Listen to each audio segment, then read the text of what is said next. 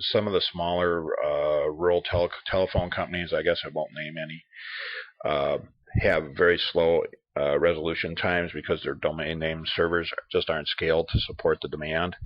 And going to OpenDNS as the domain name servers will help the client will get faster. The websites will load faster, and it just makes it easier for them to surf and find stuff. OpenDNS has recently come out with a web filtering option. They have three service levels. They have a basic, which is a very kind of fundamental type service that's available for free. Ooh, free's good. Yeah, free is not so bad, and especially if you're just trying to put in a little bit of web filtering on a 3 or 4 person client with very limited budget, it makes it an attractive way to go. They have a mid-range product that is $10 per year per seat, which is really actually pretty attractive. So if you've got 10 people, you're talking about $100 a year to get world-class web filtering. I don't know how you could possibly not see that as being a value. And then they have enterprise, which gives the gamut of filtering options, including the kind of granular control where you can give the owner of a company full unlimited access to the web, and managers a little bit less, and rank and file gets basically everything blocked, Facebook and the whole works,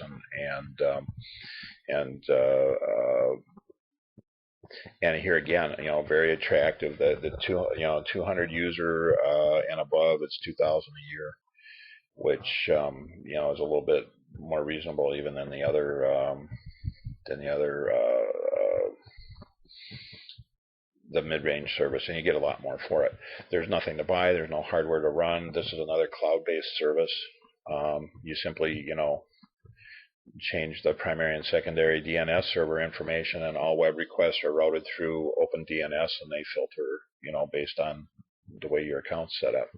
So I haven't actually, seen it deployed, at least not the enterprise version, but maybe we'll stay tuned and come back and talk about that after I see how it works in the real world. Absolutely. And isn't OpenDNS now owned by Google? I don't know, but it wouldn't surprise me.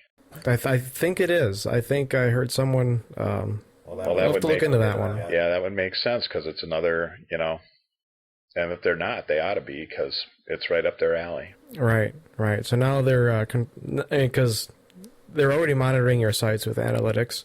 Now they're controlling which sites are accessible with OpenDNS. Well, if anybody knows where the bad ones are, it would be Google. Absolutely. Sure. My pick of the week, I actually have two, but one doesn't make sense. The first one I saw it's a desktop lamp that gives you color control. It's a long tube, like one of those, almost like a lava lamp, but it's an LED lamp. It's circular, and it's got a wooden base with 3 knobs on it, 3 sliders. And as you move each slider, it alters the color of the LEDs. And being one who likes to play the occasional submarine game, it's nice to, late at night, turn on some red lights. That way I can, rig for red and such. And it'd be nice to have a lamp that I could turn red or turn blue or whatever color I wanted. Unfortunately, the price was $250 Wow. for this lamp. And I just couldn't believe it. If it was like $30, $40, I'd buy it in a heartbeat. But $250, so that immediately, it's just not accessible at any point there. However, my second affordable pick of the week would be that. You see that mat behind your laptop there? I don't know what that's called, but it's what you put like in your cupboards under your glasses. Yeah. It's like a non-skid mat. Exactly, and. I just got a laptop a few weeks back, and I thought I really don't want the keys to mar up the screen. So this is, for anyone who's got a laptop, this is certainly applicable. You get some of this non-stick matting. You cut it to size to fit your laptop, and you stick it in there. That way, when you close the lid, your keys and your screen have a layer of protection between them. And so far, I found it to work wonders. I had to custom cut it a little bit to avoid some of the rubber bumpers. Right. But I I've seen too many laptops that where the rubber bumpers, they squish down over time, or they weren't manufactured properly, and it puts the keys and the screen too close to each other, and you start getting screen marks. Little scratches in the square shape of the keys. Yeah, Exactly. I've seen that myself. So that's definitely an affordable tip of the week. So if you have got a laptop, pick up some of that good stuff and cut away, and you'll save yourself from trying to look through a bunch of scratches on your screen. Yeah, I've actually got another use for that product.